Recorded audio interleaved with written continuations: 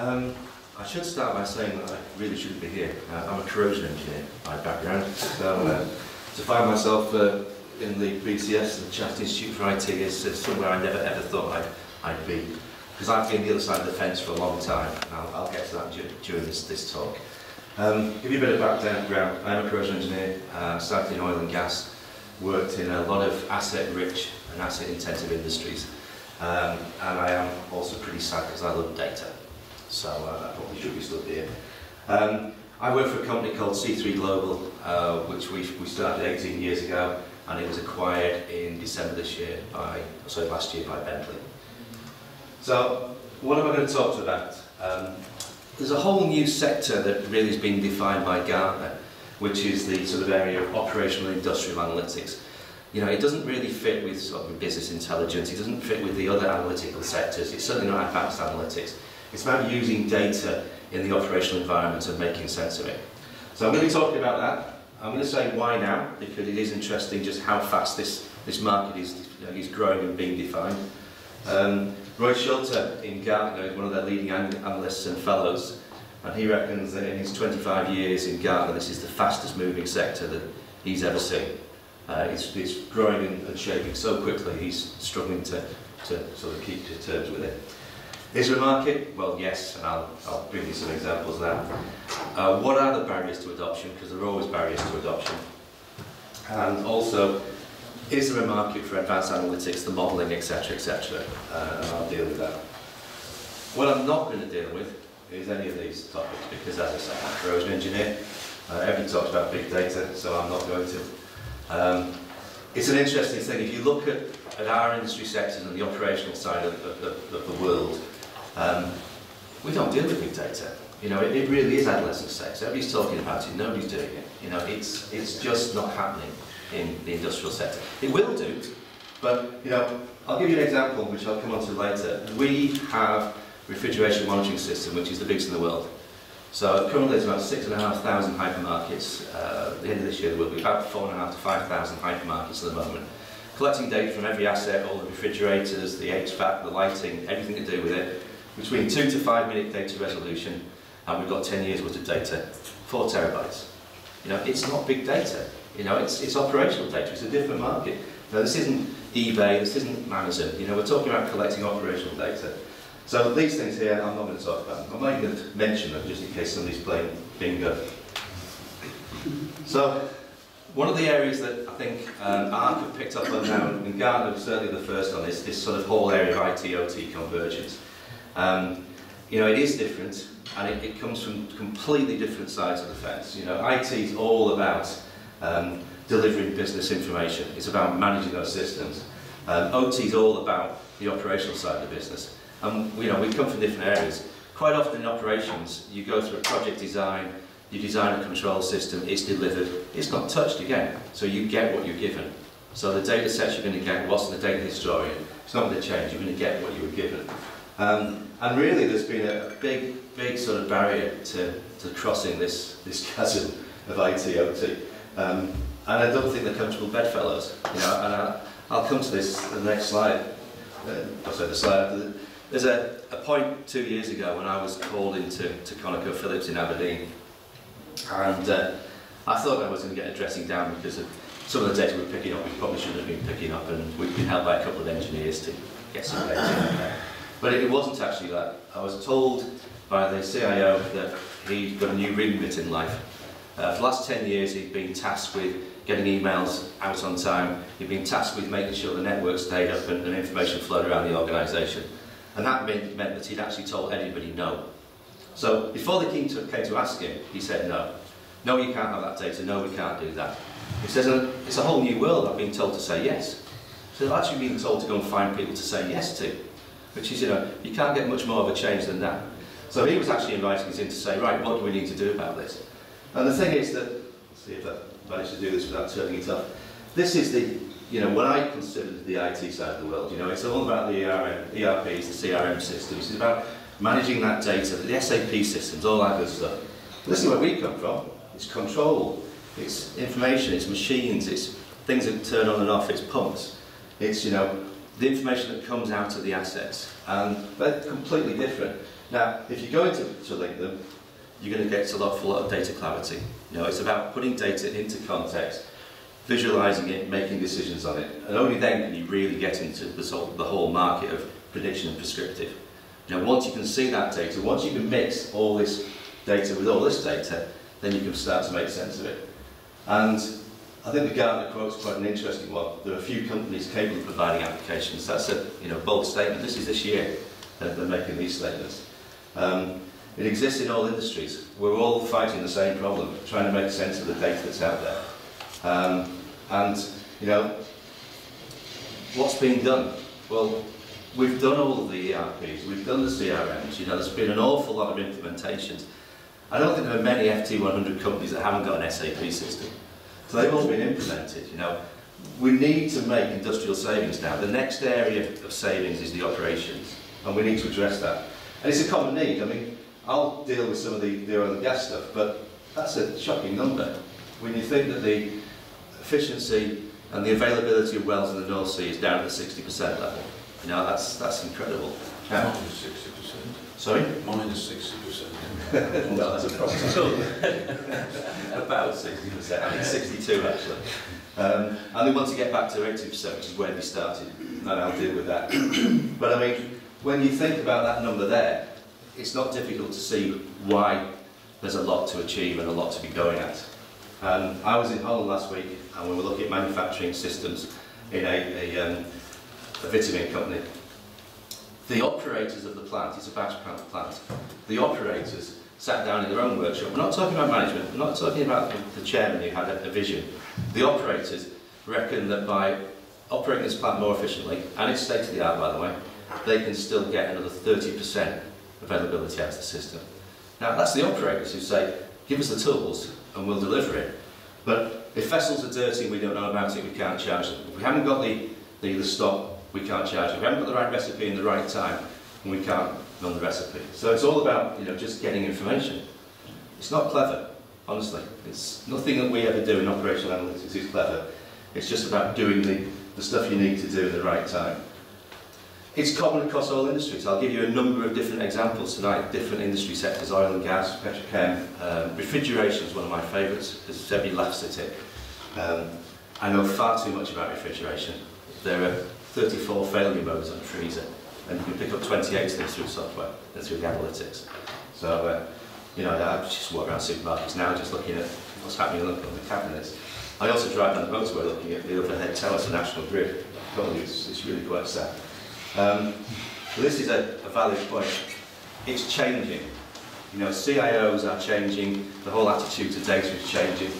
And if you look at some of the Gartner data, this is all published, you can see all the references down here, you'll get these slides. The growth in this sector is phenomenal. And the important thing is that they're looking at 50% growth per year going forward to 2020. So, you know, 20 billion spent on operational analytics going forward to 1.3, sorry, 1,300 billion in what is, 5 years' time. So this is a massive area for growth. And it's not just one industry, it's across the board. It's about understanding how we're going to drive operational analytics to deliver savings to companies and be more efficient. The interesting point about this is that Gartner reckon it's new money. So that's good news. You know, this isn't shifting of other IT budgets, this is new money. This is investing in systems to deliver improvements in operations. So that's great news for all of us. There's going to be lots of money around and we should all be able to get some of this. So that's great. What are the problems? The problems are historical, really. We've built different systems. We've built control systems. You know, they deal in time series data. You know, they're there to collect lots of data from the operational point of view. We have structured data, which probably we need to deal with in an unstructured manner. You know, we need to take it apart and put it back together again. So, you know, dealing with just an asset register in SAP, that might not be the way you want to see it from an engineering point of view. So you need to basically take it apart and link different systems. And traditional systems aren't ideal for analytics. You know, they're robust. Some of these SCADA systems, they'll be up and running for 15 years, they don't go down, they don't fall over, but you can't really change them. They're not designed to be changed. They're there for operations. And the other thing is that there tends to be a lot of domain expertise. So, you know, there might be some really clever stuff in pharmaceuticals, but is that transferable across to other industries? Well, yes it is, but typically it lives in these vertical niches at the moment. So, a bit of Gartner data. This is really, I hate to say that this is about big data. Sorry, I did say it. But if you look at what they're analysing, you see we've got, got that one. We've got all of these sectors across the top here: government, education, retail, banking, health, transport. One thing, that's the rest. And then you look at what they're collecting down here. So, sort of, even back in 2014, you know, we're not really looking at operationals. We're not looking at oil and gas. We're not looking at power generation, power transmission, refining, water generation. You know, any of these utilities, they're not even part of this. So all of this analysis has been really in sort of big data sets, transactional systems, not really where the operations guys are. But this is where we are. You know, so this is one of my favourite slides. This dates back to 1929, and somebody plotted on a piece of paper the, I told you I'd do that one, the water temperature and the burst rates of pipes, and this is actually in the Greater London area. And lo and behold, there's a correlation between the failure rates on pipes and the temperature. When it freezes, they rupture and they leak. That's 1929. The first water company in the UK put a system in place which looked at weather patterns and determined what workloads across all of their different sectors would be, was last year. So it's taken 85 years to basically put a system in place which, okay, it's a bit more clever than that, but we'll look at the weather, we'll look at historical data, and we'll come out with, well, because we're going to see this trend in weather, we're going to need more people in road repairs, we're going to need more people in this, we're going to get more call-outs in that area. It's all going to happen in South Lincoln because that's where it always happens. So, 85 years, but we knew about it 85 years ago. Now, why did it take that long? It took that long really because there was data all over the place. So, this is an operational tool which runs in real time and allows them to model, based on historical records for the last 10 years, what they can expect in terms of call-outs, in terms of failures, in terms of all the different disciplines for maintenance requirements across all of their sectors, across the whole territory. Now, to do that, I think there were 40 different interfaces that needed putting in place. So they had to put one big operational data store in place. So it's an IT project. So, you know, it's a big ETL system. You've got to get all this data into one place and then you can do the modelling on it. The modelling is a minor part of that. In order to do the modelling, you've got to get all the different data sources put into one place in a format that you can read and deal with. Now, the output from that little bit of work to put 40 data sources together and bring in all the historical data is that they've actually got a 20% increase in planned work completed. I mean, it's a phenomenal amount of work. And what it actually means is there's a 10% improvement in productivity because they've got the right crews in the right places doing the right jobs. But what actually drove this was the fact that they had a backlog of work and maintenance, which meant they never got to the client sites in time to meet the SLAs. So they were getting good kicking by the government because they never got to site to fix leaks and fix problems in time. And that backlog's been reduced by 95%. And believe me, the modelling part of this is a tiny part. If we hadn't put if all the systems hadn't been in place to put the data in one location where it could all be accessed by one tool, that wouldn't have happened. But, you know, go back to that slide there. 85 years ago we knew that there was a relationship between the number of leaks, the amount of work and the weather. But it just took a while to get down to doing it. And this is their operational tool. So once they dreamt about analysing the historical weather data and looking at what had happened, now they run it every 30 minutes. And this updates every 30 minutes and tells them what they're going to be doing. So they're modelling the weather, they're getting the forecast, they're predicting where they're going to need the crews and what they're going to do about it. So all this is great, you know, it's a bit of modelling. What it actually means is put all the data in the right place and make some sense of it. It's still not big data, by the way, because we're talking about half-hour data. And this is another one. This is 2007. Big storm, flooded lots of parts of the country, and that's the rain radar for the north of England. Now, there are still only a couple of water companies that use rain radar forecasting in wet weather alarm suppression. Because if you look at what happens when it rains, which are these blue bars here, these are the levels in all the sewers. When it rains, the level goes up, and then they spill, and then we get an alarm. So when this thing came through, every alarm in the country went off just about. And all of the control rooms were in a panic because you couldn't see the real alarms of all the fact that everything else was going off in red. And yet, it's not really rocket science, that data is available. It's rain radar, it's every 15 minutes. It even gives you the intensity along here. So you know when it reaches a certain intensity, it's going to go off. This isn't clever. You know, I keep getting told off by people I work with for saying it's not clever, but it isn't. You know, when it rains, the level's going to go up. If the level goes up here, it's going to go up downstream. And you can model it. It's quite simple. Just put the simple things together. Now, does that make a big difference? Yes, it does. So combining two data sources, level and rain radar, and then looking forward in prediction, you can reduce all your wet weather alarms. You just cancel them all. So, all I'm trying to get around to really is the fact that there's lots of data out there. From an operational point of view, it tends to live in different places. And because we've been told by IT we can't have this data for so long, it's just been left in different silos and ignored. So I'll just go on to this reference here to the Daily Mail. I really ought to apologise to the Daily Mail, but I was actually talking to one of the government statisticians, and he said to me, he said, you know, every time you see a health scare that if you eat bacon you're going to die at least 14 days earlier than if you don't eat bacon, and if you, etc, etc, etc. He said you can guarantee the source of it is the Daily Mail. He said, and I can also guarantee that it's not factual. He said, there'll be some hint of truth in there. There might be some slight relationship between it, but really you can't rely on it.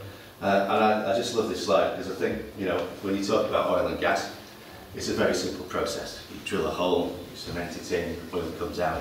Fantastic. And this is obviously a Manchester slide because it's all been sorted. The reason for putting this up is that I was talking at an oil and gas forum, and I was actually talking about water.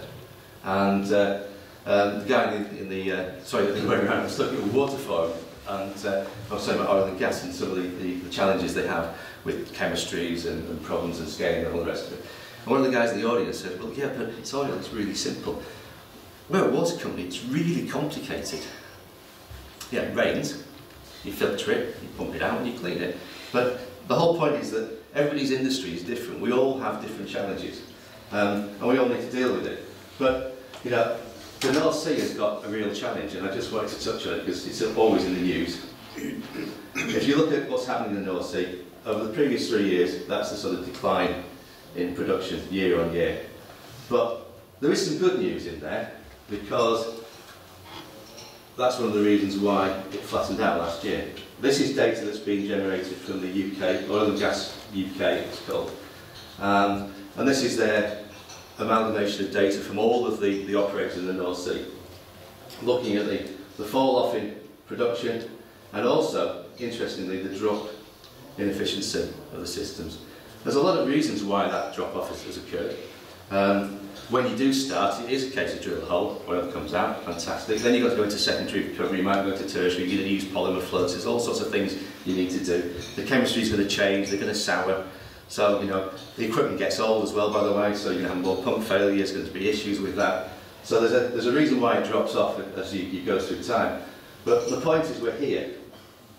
And if you look at 60% efficiency with the reserves we've got in there, if you can get that back up to 80%, which is what the challenge is, the difference between that is 630 million barrels of oil equivalents, which is quite an impressive amount of oil. So what we need to do is look at how to improve that. There's lots of things that tie in there. There's no one thing that's going to make a big difference to how you improve the efficiency of an oil system. But there's lots of little things that you can get in there. Now, a bit more Gartner research was they went out and talked to 150 senior guys in oil companies, a lot of them in North America, Europe, but across the world. And the interesting thing is they're all talking about the digital oil field. You know, and what is the digital oil field? It's about bringing data in to a place and being able to use it. But it's not as people might think, about visualising it, real-time displays, understanding that. It's about, you know, getting the data, making sense of it and using it. And this, to me, I think is quite an interesting series of bar charts, because when asked what were the benefits of getting the digital oil fields up and running and where did they see the benefits in the future, increased production, optimisation, efficiency, cost reduction savings, they're the biggies. Down here, real-time monitoring, real-time metrics, less important, because if you're analysing the data, that's what you're going to get out of it. So in actual fact, this here is reporting that you're doing a good job. So, you know, this will follow if you're doing it right. But to me, I think that's really quite interesting. And the other thing that I think is really interesting from that survey, and you can all get this data, it's all published by Gartner.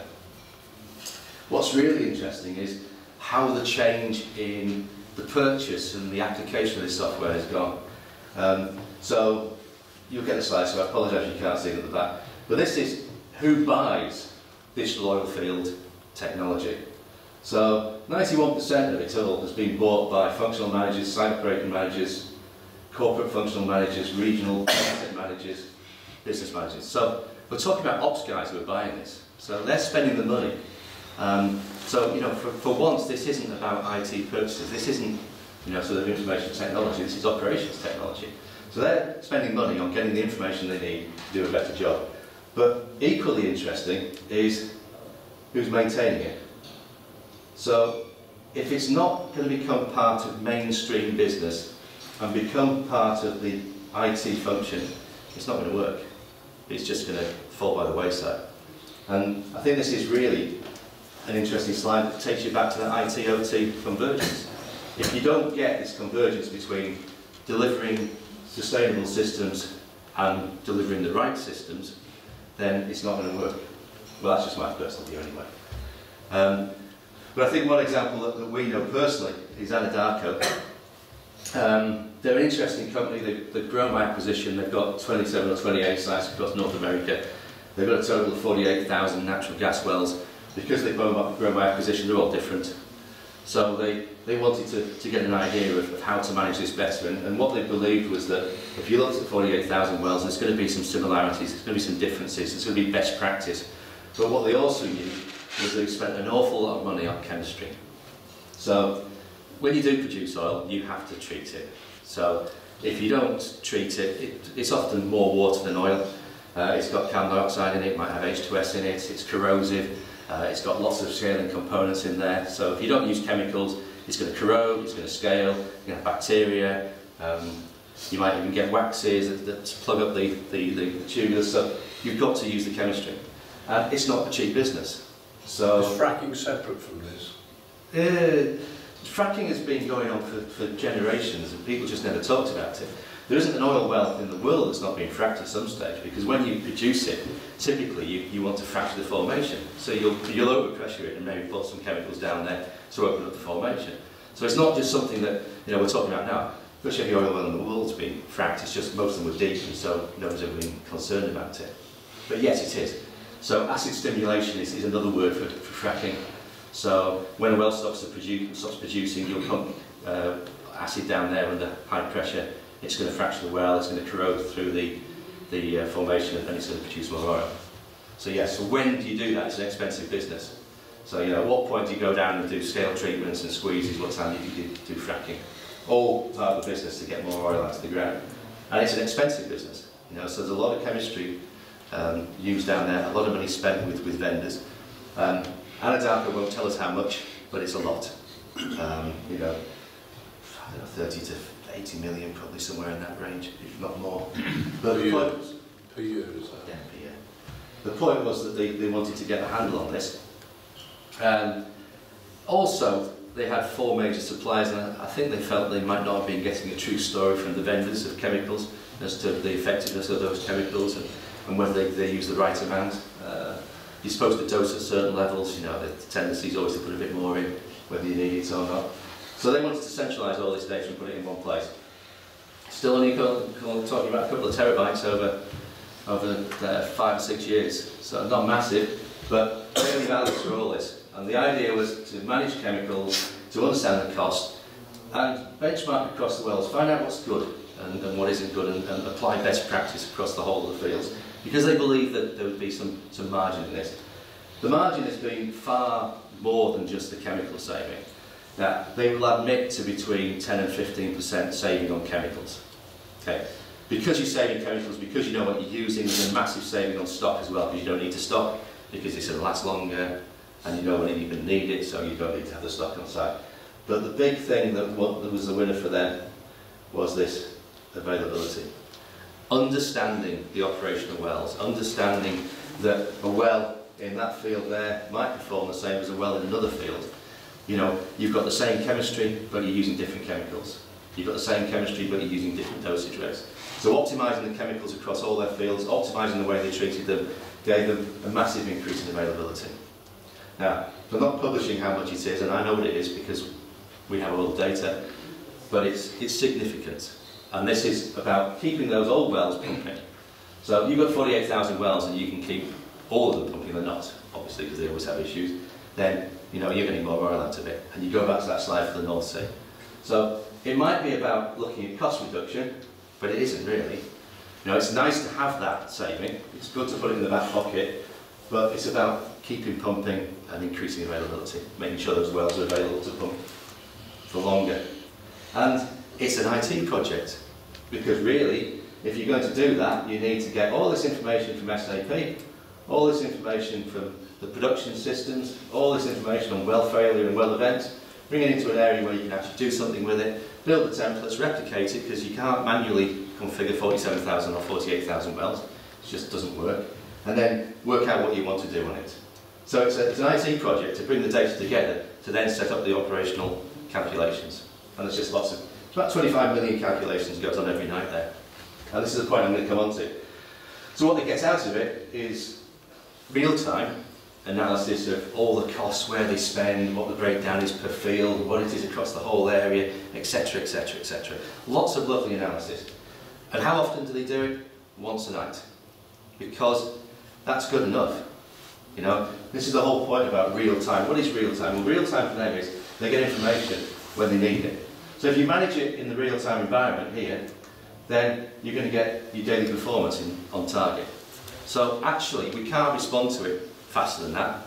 So it's a massive improvement to get the data first thing in the morning for yesterday, because you can do something about it. What they used to be was, at the end of each month, they get a report, which might have taken 2 weeks to generate, so it's 6 weeks out of date. You can't do anything when it's 6 weeks out of date. So one of the things that I just wanted to point out was this right time. It doesn't need to be second by second, minute by minute. It's whatever frequency is relevant to make a difference to the operation. And quite often we see this as being hourly, daily, not necessarily 5 minutes, 10 minutes. Just it's the right time. So again, daily update is enough. This is the big thing, improved availability of wells. That utilisation of workforce is actually for all of the fracking activities. So they have crews out in the field doing hot oiling and chemical treatments, and really better use of the workforce because they know when to do it and when to optimise it. Okay, now I'm going to come on to one of my favourite subjects, which is refrigeration. And fascinating, it really is. It isn't really. 30% energy use in some areas of the world, so massive consumers of energy. A degree centigrade of cold costs 3% more, so if you're running it at 5 degrees and you want to drop it to 4, it's going to be 3% more in your energy bill than it would be. So big incentive to get the energy management right. And this is a system whereby they bring in the data every 2 or 5 minutes, and they manage that data to make sure it's not out of kilter. They're doing it for compliance, they're looking at all the alarms, they're managing these alarms, they're seeing, you know, what type of alarm it is. And the key one here is managing alarms, as in making sure it stays an alarm for long enough to respond to it. Because if you move the chicken around in the fridge and block a vent, an alarm will go off. Man gets in a van, drives out to it, by which time somebody's brought the chicken and it's gone off again. So understanding what those alarms mean, making sure that they're in that condition for long enough.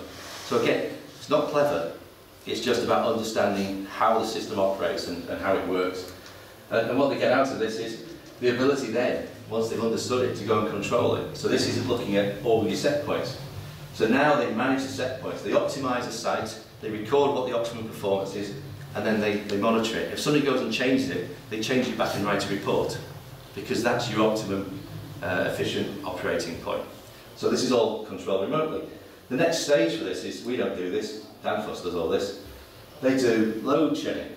So now, because they've got all of this real-time access to data, and these guys are real-time, they can actually have a contract with the electricity supplier to load shed.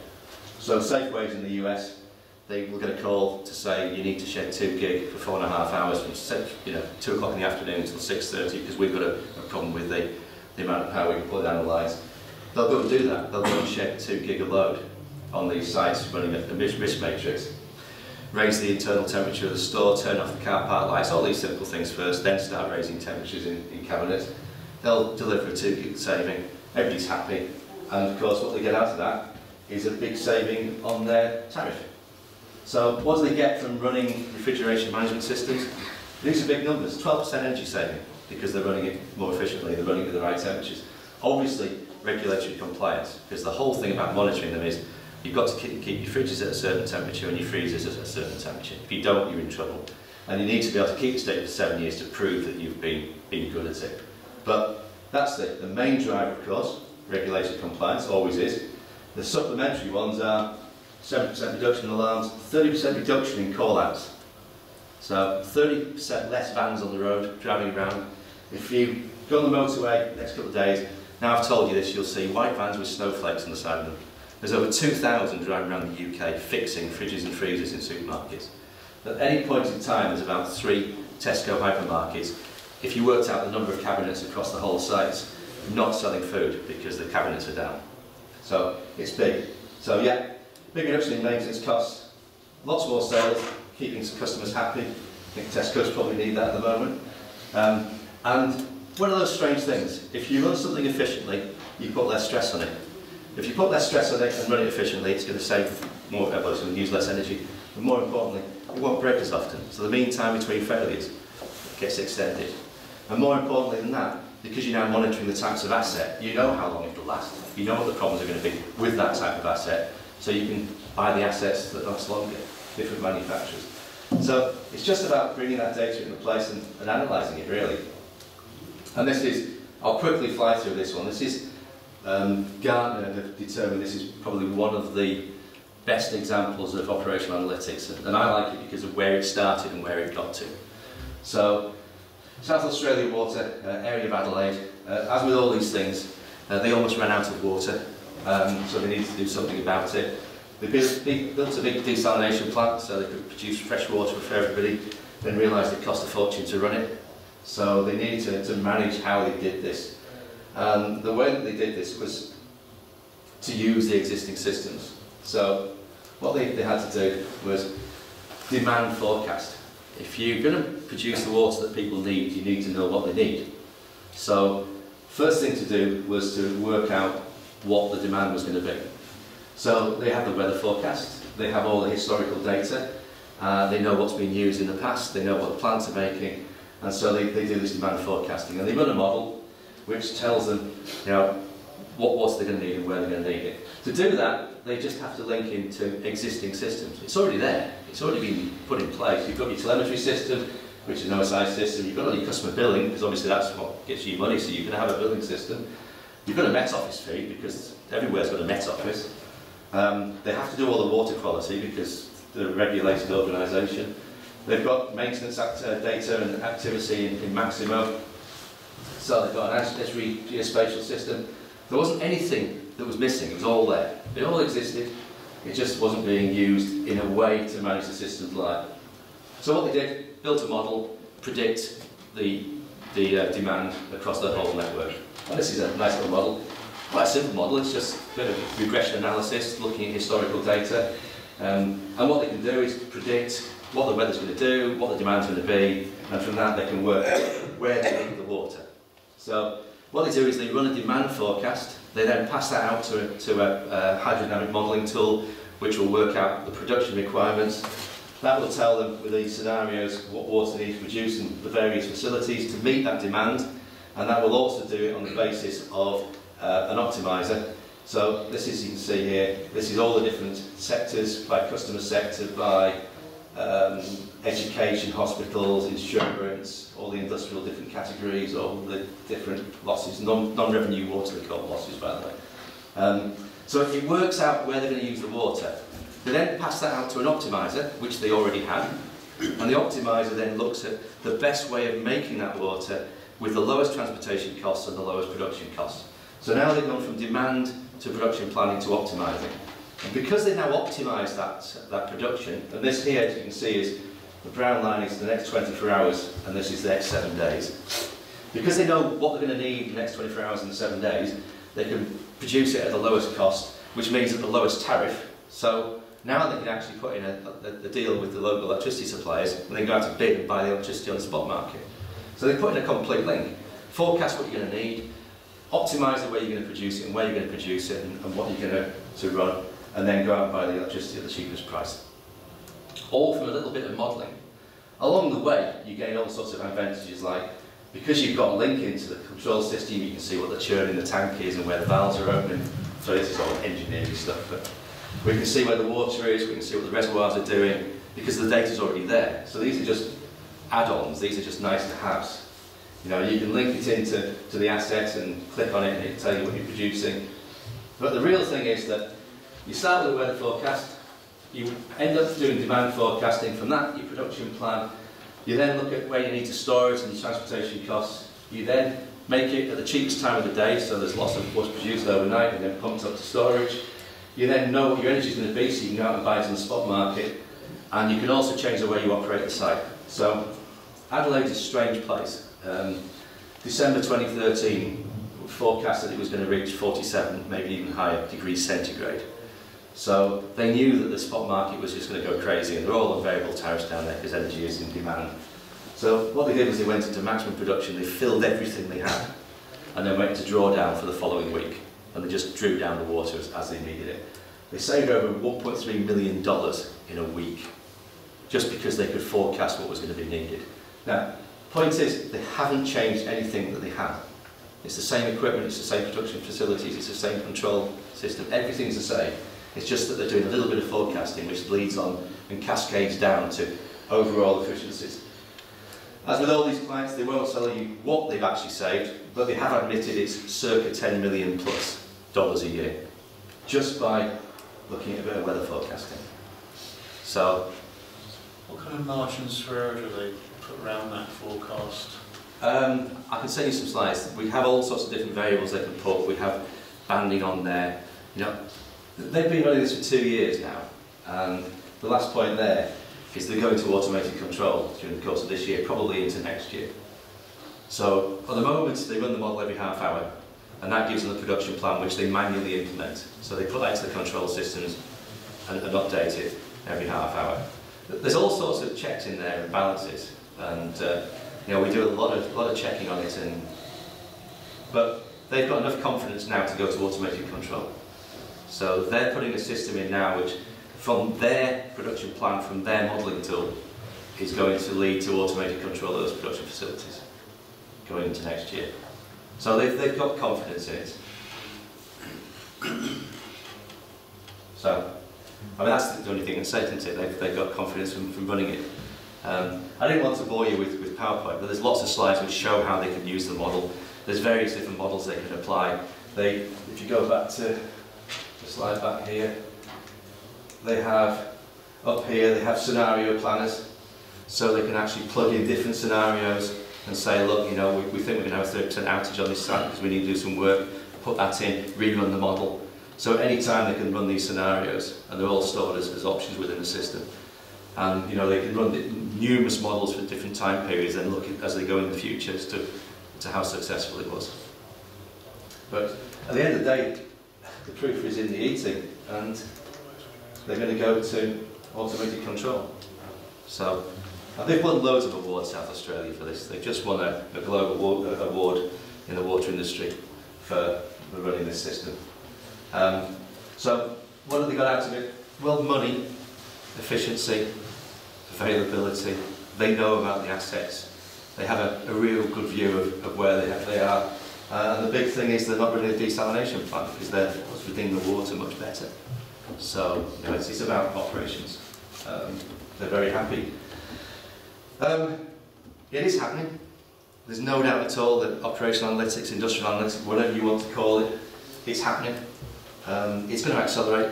You know, years ago, you went to see an asset manager, nobody knew about analytics, let alone operational analytics. Now you go and see any asset manager, they're talking about it, they want to talk about it.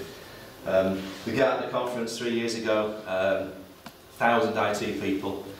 2 years ago, maybe 150 people from operational background. Last year, one in London, 30% of the people there, gone up to 1,500 people, at least 30% were operations guys. So it's happening. I say it's simple because a lot of the stuff you can do, the easy wins are straightforward. It's going to become more advanced, so we're going to get real-time modelling, we're going to get a lot more R and things like this running in real time, so we can actually do some advanced modelling and understand what's going on. I still believe there's a lot to be gained by doing the simple stuff first. And I think there will be a common purpose brought out here. And the last point I'd like to make is I worked with Yorkshire Water when they ran out of water in 1996. I don't know if anybody remembers. They had 750 tankers going up and down the M1 taking water from Keeler to pump into the systems. They had no interconnectivity. The chairman got sacked for going over to his mother's in Lancashire for a shower. He was a mess. And at the time, in 1996, they were ranked 10 out of 10 of the water companies. They were the worst at every measure the government used to measure the effectiveness of a water company. 10 out of 10. They put in a system called shortfalls, asset shortfalls. They wanted to understand how to improve and how to drive the business better. They put in a combined IT-OT. So they've got the operations guys, they've got the IT guys. So you can't say no and you can't swear. So sort it out, get together and build systems that work. And in 5 years they went from being the worst water company to the top water company in all but one category. Along the way they saved 47 million quid, or 18% of their OPEX every year, which is quite impressive. And how did they do it? They did it by using the IT guys working alongside the OT guys. And they were probably one of the first to really understand that it's got to work. The IT is only good if it's delivering what the OT guys want. And from the same thing, the OT guys have got to actually state what they need, otherwise they're not going to get it. But I come back to the guy from Conoco. For 10 years he'd been told to say no before people even asked. Now he's got to say yes and find people to say yes to. So it's changing. It's definitely changing. Thank you. That's a quick canter through.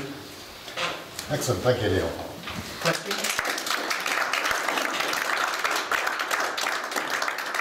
Questions for Neil?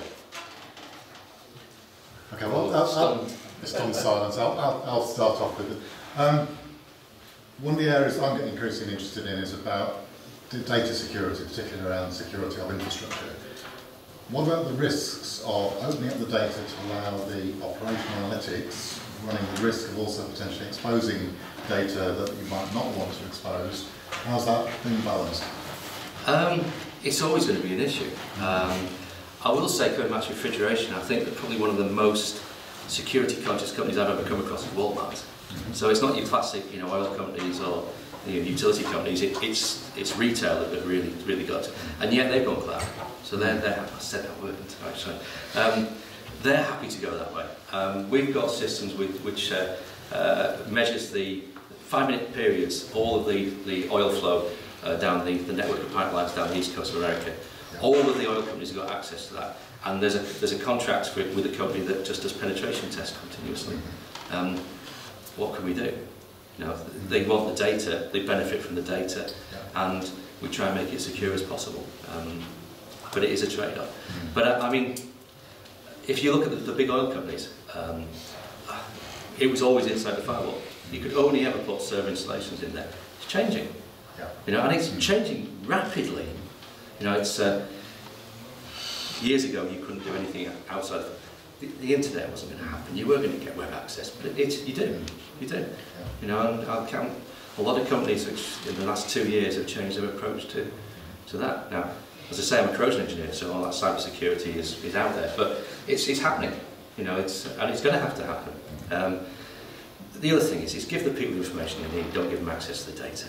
So, you know, there's an awful lot to be driven by dashboards. You don't need to give them access to data. It's give them the pictures, tell them what to do, give them the prescriptive, you know, you need to go and do this, and this is what you need. So, but I won't govern that. Mm-hmm. All right. Okay. Question there? I think these were all great examples, and it really shows the potential that this field has. Company I work in, we have many ideas of what we can do with all the data we've got. What's your advice on how to prioritize? How do you spot the golden nuggets of quick wins where you get the quickest and best results? I think it's always a case of you need to engage with the operators, you know, because they know how they run it. We had a job up in a water company in the northwest, and we did this lovely bit of work, and we said to them, "You're spending £180,000 a year too much on chemicals." We know. Well, the operators knew already, but nobody ever asked them, you know, what did they think they could do to improve on it? The answer was change these pumps out because they keep failing. So our point is always go and engage with the operators, engage with the people, and literally start with a whiteboard. You know, if it was possible, what would you like to do? Well, then let's go and work out what data is available, what data we can use, and which of those we can deliver to you. Never run before you can walk. Start small. It's always see success, grow from success. It's a lot easier to do that, which also helps you because you might only need a couple of data sources rather than everything. To what extent are these opportunities that you've proven or confirmed using data versus opportunities that you've discovered via the analytics on the data? We very much come from the you know what's happening, you know where to kick it. The former. Yeah, the former. So, you know, we don't do any advanced analytics. We do some R modelling, we do some regression, but we don't do discovery. What we tend to do is work with companies and say, well, you go and do the discovery, and then what you find we'll embed into the operations, because you know, it's about understanding that. There's no such thing as original sin. It's happened before, it happens time and time again. So capture why it happens and embed that in the software and give people the early warning. You know, so integrity operating windows, telling them when they're operating outside of regimes, and giving them the guidance as to what's going to go wrong if you keep doing that is it. But no, from our point of view, it's not about discovery. Now, you find lots of things along the way. And I don't mean to belittle this, but we worked in a curry factory. One of the things we found was that the reason why the chillers kept icing up and they kept breaking was because somebody kept propping the back door open with a chair so they could nick curries out the back door. So, so you do find strange things. But no, from our point of view, from what we do, it's much more about embedding rules and understanding. Okay, so actually you know the opportunity is there, but you're using the IT in order to almost discover it in time to actually do something about it and capture that opportunity. Yes, it's there, it's happening. You know, I come back to the oil system. We've now got so much data from 28 fields and 48,000 wells. We're over there next week, and they want to do a data discovery project because they've learnt a lot, they save a lot, they've improved things a lot, but they know that there's got to be a lot of information in that data. You know, a lot of information which we don't know about. So they want to do a discovery project to see if they can, you know, find relationships, which they'll then embed as rules in the software. I've got one more question if I'm permitted. A different tack. The way you were talking earlier about you're collecting data in real time, but you're analysing and looking at it in longer periods, an hour, a day, whatever those sorts of things. As such, sounds like you're probably just using sort of off-the-shelf technology for storing that data. Nothing special. Nothing special at Your all. analytics are probably specialised, but your actual means of collating the data and the data repositories are probably just off the shelf. SQL. Yeah. You know, I mean, over the years we've used Oracle and various other things, but all of our systems run in SQL. Now, you know, we are talking to some of the big data people because they've got more. You know, a lot of these data collection systems are out there now. There's going to be big data. So again, but there's going to be more data. Sorry. So we might look at changing. But no, from our point of view, we're collecting data 5 minute. You know, we're analysing it 5 minute, and some of it quite deliberately. We might be picking up that data every 2 minutes, but we only do something with it every hour because that's the response time. You know, that's timely enough. Yeah. So. You know, we bring data and we analyse it as it comes in, or we might batch data in. And then the other thing, and this is really quite key to where we are, is a lot of the data we're going to pick up might be coming from a lab, it might be coming from a site reading, so you're not going to get it online. You know, somebody's going to come in and stick it on a web form, And then when it hits the database, that's when you want to do all the calculations. So as soon as you get it, it's good enough. You know, in the real world, a lot of this data is collected manually. It's collected on tablets, or it used to be in notebooks. Now you might be collecting data from the control systems every 5 minutes, but you wait for that tank reading or something really sort of like, you know, retro before you can actually do something with it. There's still a lot of good stuff you can do with it. It might be just my opinion, but when I look at IT and OT integration, most of the problem comes with data association, because OT are mostly outdated systems, and IT are quite newish. So when you try to integrate them together, the first issue to tackle is data integration association between different data sets.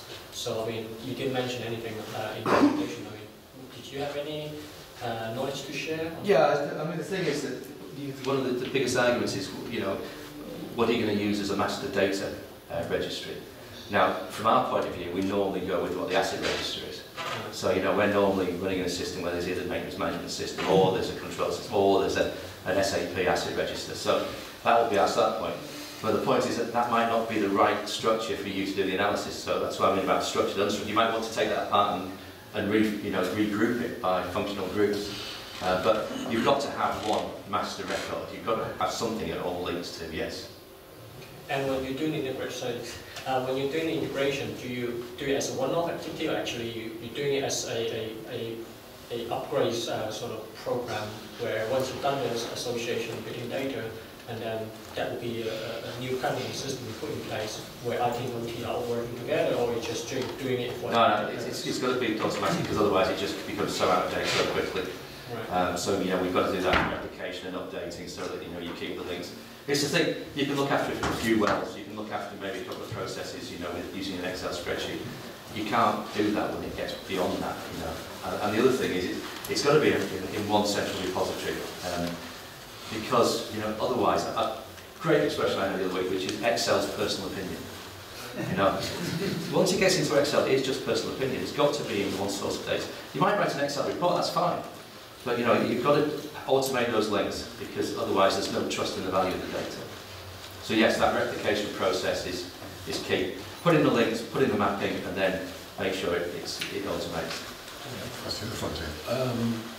I should probably know the Saudis increased production of oil to bring the price down, to try and take on the American fracking to destroy it on cost, because it's much more expensive, where it's cheap to extract oil in the Middle East.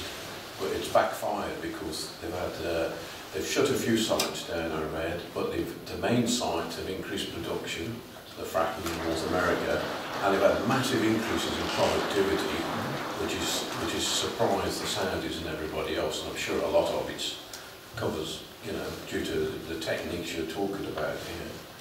The fracking and the shale gas in America is a completely different business. It's not like the traditional oil and gas business. I mean, a lot of the majors are treating it as a different business unit, because it is different. You know, you obviously got as much in water treatment on the back end of it as you have on oil technology. You know, they're shallow, they're different, fracking. But you know, it depends. If you talk to people in the oil and gas, the whole thing about the Saudis dropping the price, the Americans suffering, well, you know, Putin's complaining more. IS are complaining a lot more. So it's I don't know why the Saudis have done it, or how long it's going to occur for. But yes, it's an interesting thing. We've just picked up a number of contracts in the North Sea, because people want to improve the efficiency of their processes. Because when it's $100 a barrel, saving them a couple of dollars a barrel is really nice. But various economic commentators are saying there's hardly been any increase in productivity over the recession period, and it's still not going up now. And they say they're all waiting for robotics to come out. That's the next new technology, new wave of technology. But from what you're saying, I think there's a lot of productivity to be brought out on existing systems if they go and tackle it. But I think the hard bit is getting it in the service industries, because mainly this is chemical and manufacturing industries where you can see what's happening. But I think it's much harder to get efficiencies, improvements in service type industries, which most Western governments is driven by You've got to be a desire. That's the thing, the key thing. I mean, we work with a company that drove a 30% improvement in efficiency in their field crews by doing it all geospatially. And that's no, there's lots of people doing that. You've got to have a desire. If there's a desire, then you can do something. But I come back to the point that when you're looking at $50 a barrel, your margin in there is tiny. When you're looking at $100 a barrel, your margin's pretty significant, because if you're still operating at 50, then you were making quite a bit of money. So I think the whole drive for efficiency improvements, the last dip, 2007, 2008, there was a raft of action brought in then because of we need to be more efficient. So yes, it's going to drive efficiency improvements because it needs to. Well, as you say, the data's there, it's just a matter of applying it now, isn't it? Yeah. Question about that. Have you had problems getting good enough data to drive accurate modelling?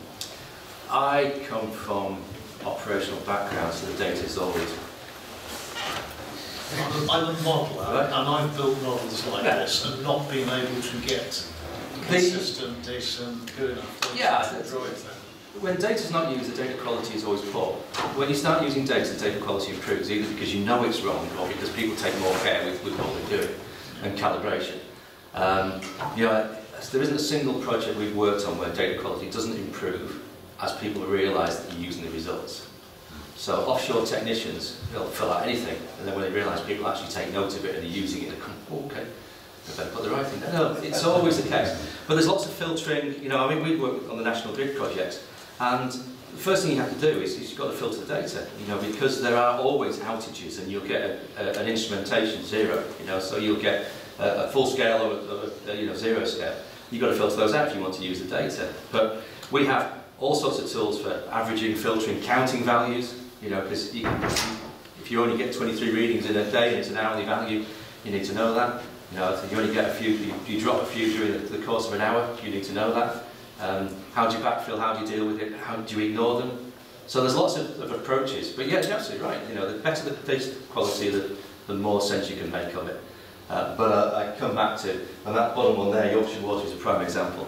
The data quality in Yorkshire Water improved dramatically once they started using the data, because if an asset manager is responsible for water treatment works and he looks rubbish, he'll go and find out why it looks rubbish. And if it's down to calibration of instrumentation, down to equipment failures, put it right.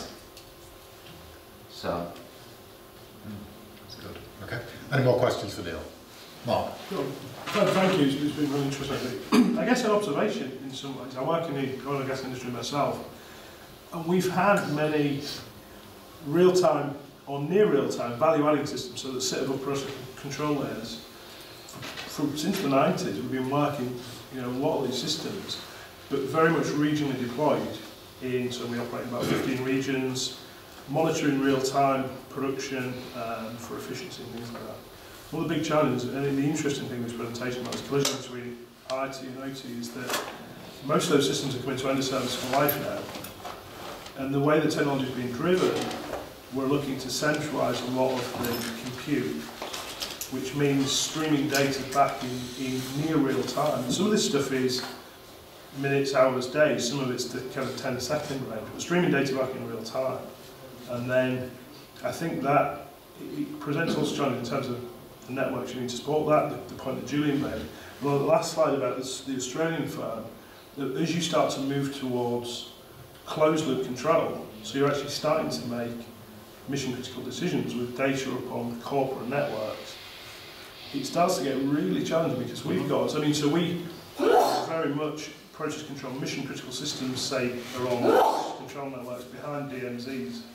And there are a number of actors out there, as we already stated, sponsored a lot of actors trying to compromise process control systems. So there was some really interesting challenges. I think in digital security, the question there about trying to align the logical integrity of data as well across the corporate and operational systems is a massive challenge, but a huge opportunity. It's going to happen. Yeah. I think the also interesting thing is the way that oil and gas companies are changing. We work with a company that have wanted to implement systems across all their assets, but they were locally managed. So an asset was king, and they're changing that. So for a while we were the recommended solution, and next year it's mandatory. So, you know, they've centralised. So, I mean, oil and gas has traditionally been fairly dispersed with local control, asking to do what they want within reason. We're seeing that change a lot of oil companies. Yeah, and I think there's a lot more with the oil prices are a lot more focus on standardisation and simplification, data standards, etc. Yeah, but yeah, you're absolutely right. I mean, the other thing is you've got a lot of history out there. You've got some old assets, even in the North Sea, that have got really poor comms. If you look at South Adelaide, they're a city, so you know they've got fibre, they've got good comms. So it's not the same. It's not as difficult for them. You know, they're not remote sites. So it's different challenges. Yeah. I think it's going to be some of the challenges. How much? Yes, we want centralised compute, but also we need to push some of the analytics out to the edge, and that's what they're doing. GE is doing a lot on the industrial internet. How do you actually federate the analytics? So yes, you've got the central compute, but also you're pushing stuff down to the machine level, so the machines can make choices as well. Yeah, well, that's the same with refrigeration. You know, you've got head-end controls that are really powerful. So what you learn can be put down the head end. So those alarms you saw there were auto-suppressed by the controllers actually installed. You know, and they'll send a message out to, you know, to local people. So you actually get the store manager get a text to tell them what to do. So different business, but same challenges. But we see a lot of that, you know, local processing, local servers. You know, just dealing with different regions, and then all the data comes up for central reporting. So you're sending a lot less data up for central reporting, but the access is down at the site. Yeah, good. Okay, I think we've got no more questions for now. I think we'll take a break here, and obviously we can carry on the conversation with Neil and discuss with colleagues any views on that. But if you'd like to join me, thank you, Neil, and a gift from the BCS. So thank you.